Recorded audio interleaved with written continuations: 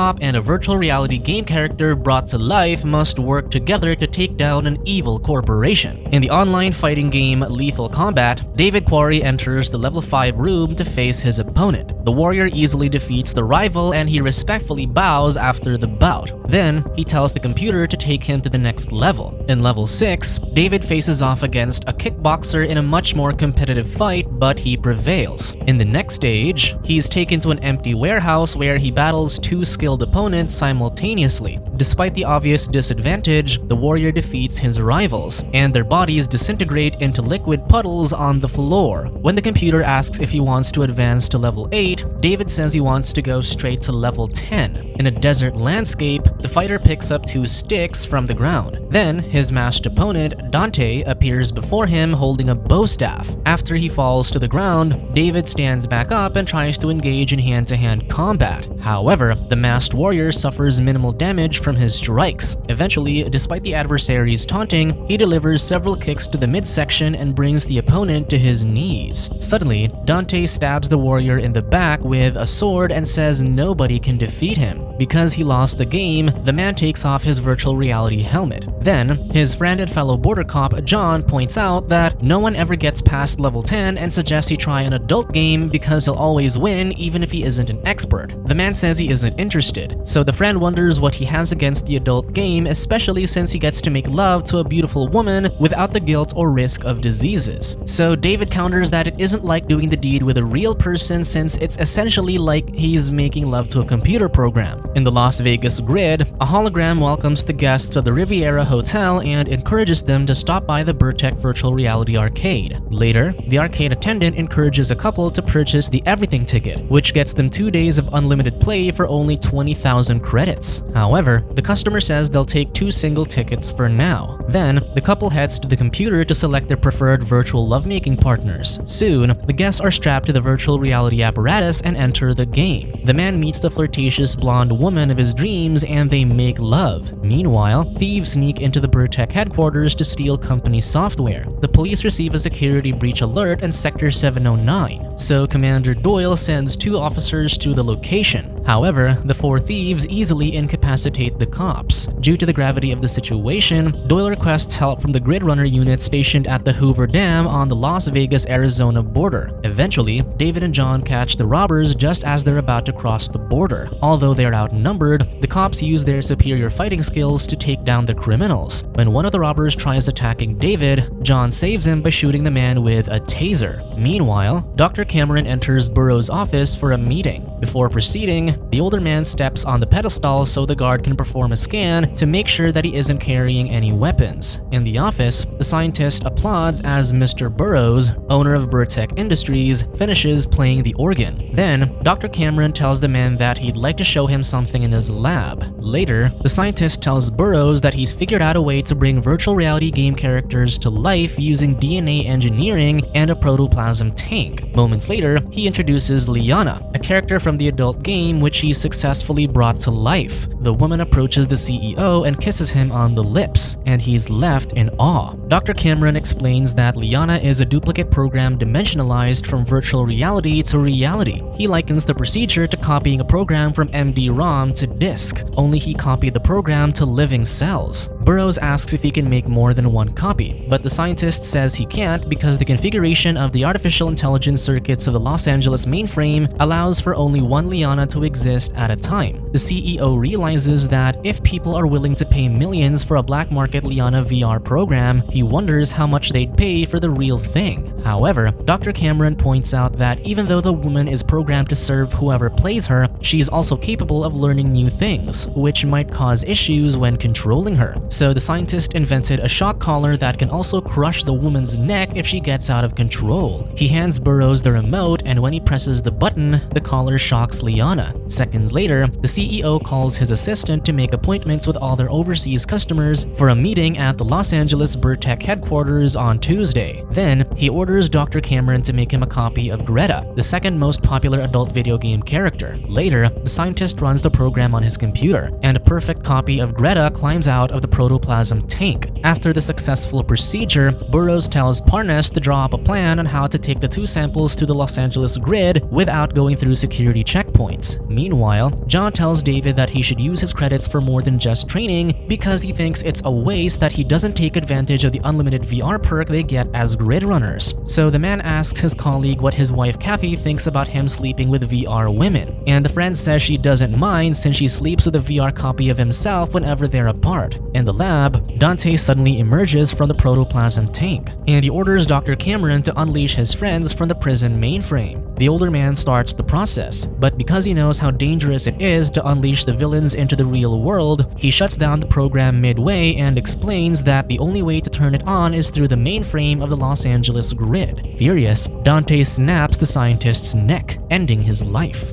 Later, the warrior takes down several guards as he breaks out of the building. Meanwhile, at the Hoover Dam, Burroughs tells Greta and Liana that they'll wait for the guards to leave before crossing the border. At the Riviera Hotel bar, John asks David why he's been so uptight for the past 6 months, and the man says he's been busy training to get past level 10 on lethal combat. The friend emphasizes that he can't beat a computer at a computer game because it's impossible. That evening, a guard stops the CEO at the checkpoint and offers to call for a security escort. However, because the man doesn't want anyone to know he was there, he asks Greta to take out the guard. Concurrently, Dante uses his telepathic powers to communicate with Liana, and he finds out that she and Greta are with Burroughs. Outside the hotel, John opens up his communicator and sees the code red emergency alert. Even though he's off the clock, the man heads to the Hoover Dam to investigate. Using his binoculars, he spots 3 sets of footprints, possibly from 1 man and 2 women, crossing the border at sector 23019. Suddenly, he hears a noise and finds a guard's lifeless body on the ground. Then, John sees Dante and threatens to shoot him with a taser if he doesn't stand down. To the cop's surprise, the man isn't affected by the weapon. After the warrior beats him up, John calls for help using his communicator. However, Dante crushes the gadget with his foot and kills the man by snapping his neck. The next day,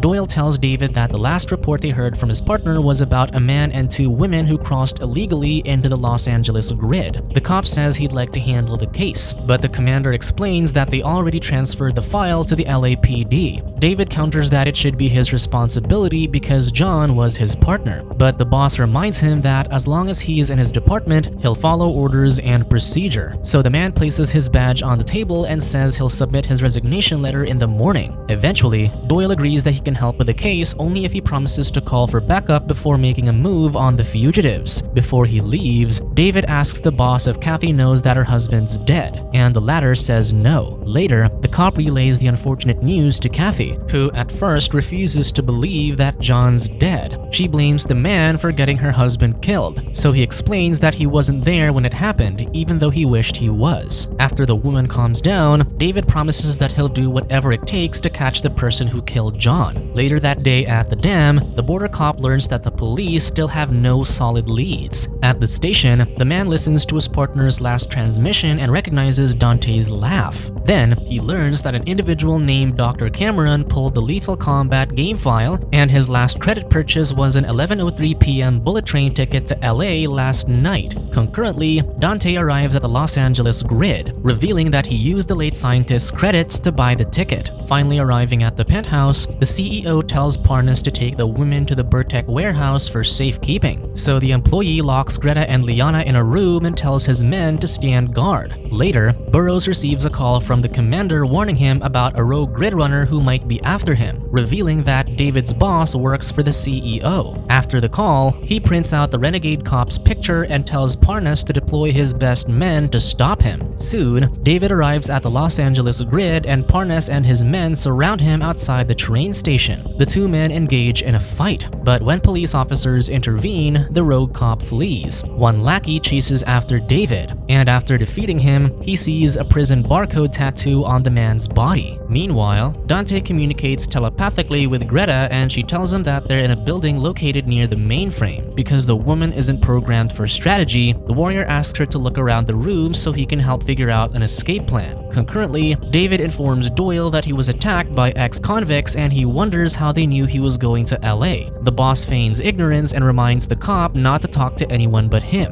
At a homeless shelter, the man uses his communicator and learns that Dr. Cameron specializes in cyberplasmic theory, or cloning from a computer program. In the warehouse, Greta uses her whip and domineering skills to convince the guard to open the door. When the clueless man enters the room, she incapacitates him and they escape. After breaking out of the building, Greta tells Liana that they need to find Dante, but the latter says she doesn't want to and runs away.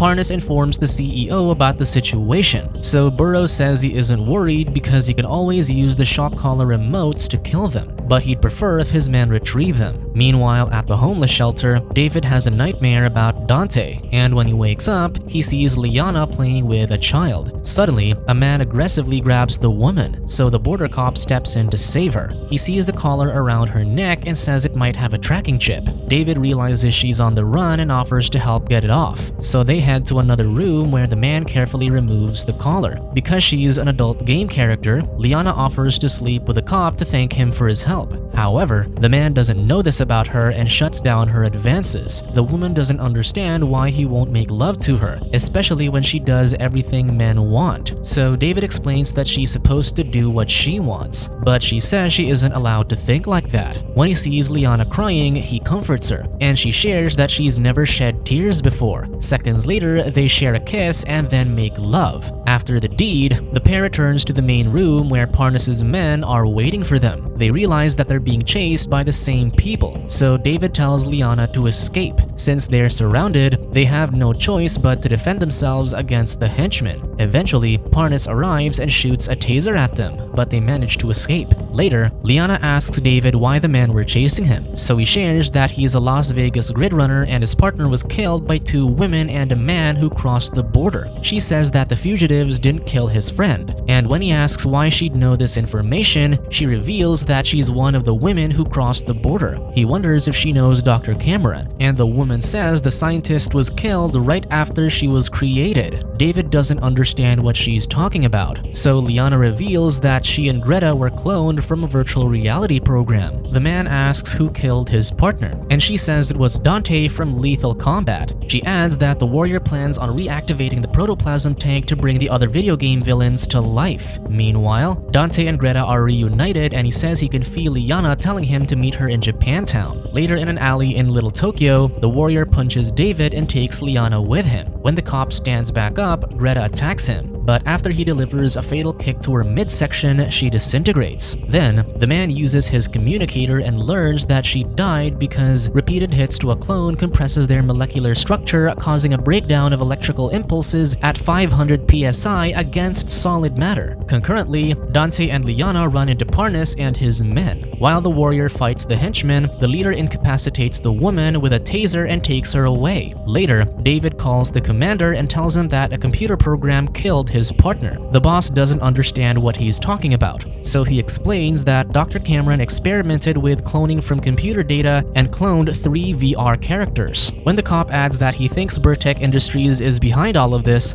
Doyle tells him to wait until he arrives in LA. In the penthouse, the CEO places a new collar around Liana's neck and orders Parnas to kill the grid runner. Hours later, Doyle arrives in LA and says he still doesn't believe David's story about the cloned VR characters. So the cop tells the commander that Dante's trying to get to the mainframe to dimensionalize every VR character in the databank. He thinks they need to shut down the mainframe, but the boss says they can't because it's used for code reds and emergency services. The commander asks why he thinks Burtech Industries is involved, so David shows him the collar with the company's name engraved on it. Doyle thinks they don't have enough evidence to involve Burroughs in the investigation and suggests they turn it over to the feds. When the cop disagrees, the boss takes out a switchblade and attacks him. A scuffle ensues and the 2 men end up in the hallway. Then, David kicks the commander through the window and the man falls to his death. Later, he sneaks into Burtech headquarters and leaves his communicator in the elevator. However, when he reaches the penthouse, Parnas takes him down with a taser. The men take the cop to Burroughs, who prepares his pistol. David says he can kill him, but he might not be able to defeat Dante. The CEO wasn't aware of the 3rd VR character's existence, so the man states that the warrior's on his way there to free the other villains from the mainframe. Just as Burroughs is about to pull the trigger, the cop remotely activates his communicator to play a recording, making them believe that the police have arrived. During the split-second distraction, David pushes the gun away and attacks Parnas and the henchman. After the fight, the cop realizes Liana and the CEO are missing. Later, Burroughs takes the woman outside the building, but just before they board the helicopter to escape, David arrives. The CEO threatens to kill the woman, so the grid runner throws the switchblade and it hits the man's hand. While the captor chases David, Liana manages to remove the collar from her neck. The cop tries to run away, but Burroughs points the gun at him. Suddenly, the woman places the collar on the CEO and she uses the remote to crush his neck until his head falls off. Then, David grabs the gun and shoots down the helicopter. When the man asks Liana if she's alright, she says she can feel Dante heading to the mainframe. In the building, the warrior takes down several guards on his way to the computer control room. Moments later, while the pair walk down the hallway, Dante grabs the woman. He tells the cop to leave and he'll spare Liana's life, but because the man refuses, he snaps her neck and she disintegrates. In the mainframe control center, the warrior hacks into the computer to reactivate the power supply to Dr. Cameron's lab in Las Vegas. Concurrently in the lab, the protoplasm tank reactivates and a sequence countdown begins. Soon, David reappears, so the warrior reminds him that he's never defeated him in the game before and he never will. The men engage in a heated battle in which Dante seems to have the upper hand. On the rooftop,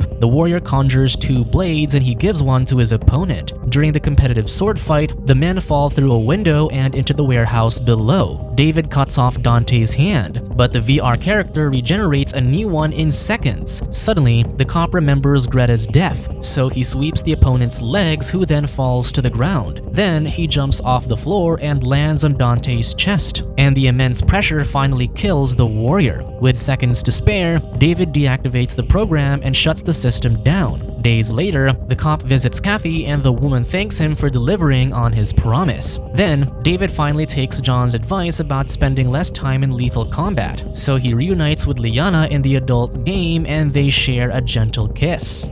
Subscribe to watch more videos like this, turn on notifications and leave a like to help the channel out. Thank you for watching.